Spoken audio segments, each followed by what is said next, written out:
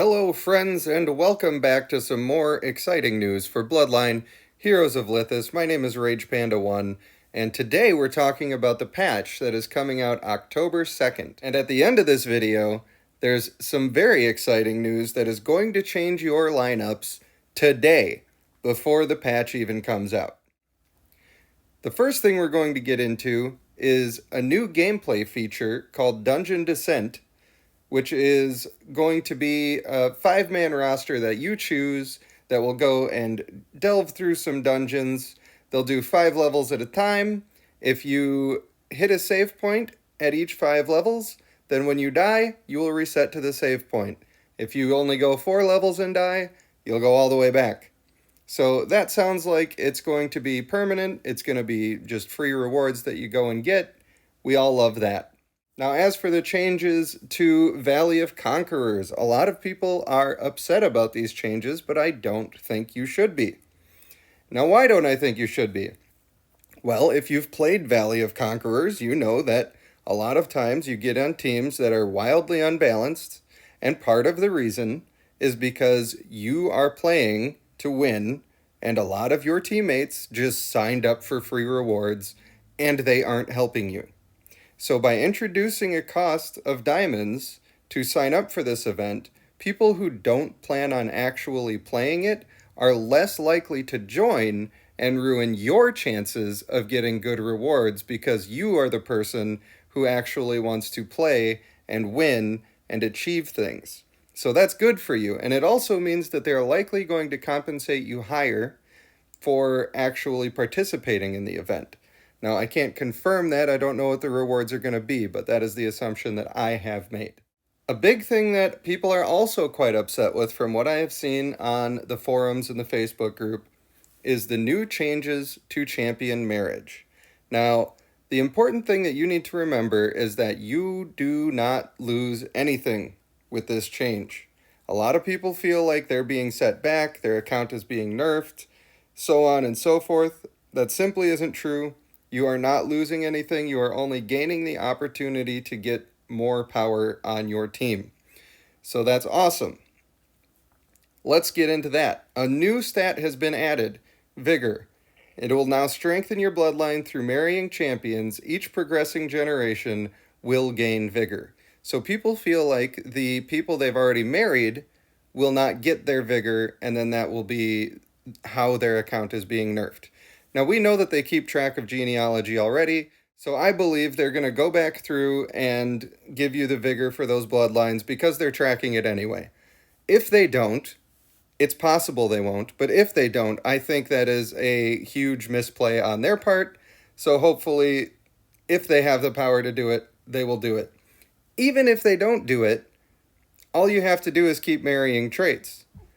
I assume that the main thing that you will be losing here is some wedding rings, and I don't think that that's that big of a problem.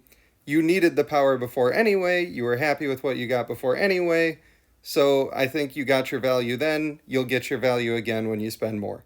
I don't want to downplay how annoying that could feel for somebody who feels like they're getting robbed of something they could have already paid for.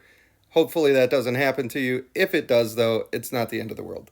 So when your Vigor has reached certain values, it will level up, bringing stronger buffs to your champions. I believe that means that your traits will level up. So they're not super clear about that, but that's my assumption yet again. And champions now have a secondary trait slot added to the main champion in the marriage system. So the person that you're copying will get a secondary trait slot. If the inherent trait from the spouse champion ends up in this slot, you will get a hybrid heir with the combined visuals of both parents. Now, does this mean that they're adding all of the hybrids? Again, they're not super clear about that. I hope that they are. They said that they're adding more soon. It's becoming soon. So I think that we're going to see at least more hybrids, if not all of the hybrids. And that's going to be a great thing. And also, it sounds like we're getting an extra slot for that trait to occupy, thus increasing our power even more. That's a great thing. When a basic trait slot is filled with an inherent trait from a different champion for the first time, the heir will enjoy a massive amount of Vigor boost. So it sounds like you can still have not just 2 clan traits, but as many as you want. And if you get a 3rd clan trait, this is my understanding, the 3rd clan trait will give you a massive boost to your vigor. So the 1st clan trait is inherent on any guy that you have. The 2nd one will go into the secondary slot that will cause them to become a hybrid. And the 3rd one will fill up a basic trait slot, which will then give you your huge vigor boost. So I see all of those things as absolute positives. I do see how some people can feel like they got a little bit less value than they wanted and maybe they spent when they wouldn't have if they knew this was coming, but it is what it is. But the big thing that we should all be considering right now, today, this news literally makes all of the current tier lists irrelevant. You should no longer listen to them. You either need to find one that's been updated to include this, or you need to make your own choices. As of September 29th, attack speed is now working as it should be. So that means that a lot of champions are way better than they used to be. It doesn't mean that they're going to necessarily go straight to S tier, but it means that their usability will skyrocket. I will say that I think the female Elzadeth is going to be incredible. She can lower enemy attack speed by up to 60%, as well as having a chance to freeze and an inherent chance to stun people with her basic attacks. That's crazy. She does so much. I think she is super good right now, and you should start using her right away if you have a good one. As well as the male Ugrel, who needs his attack speed to stack up so he can not die. I think he's gotten way better.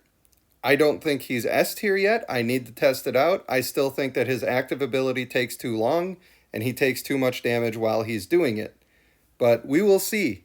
Time will tell how this attack speed change fixes, changes, rebalances the game, and you need to be paying attention to it right now today.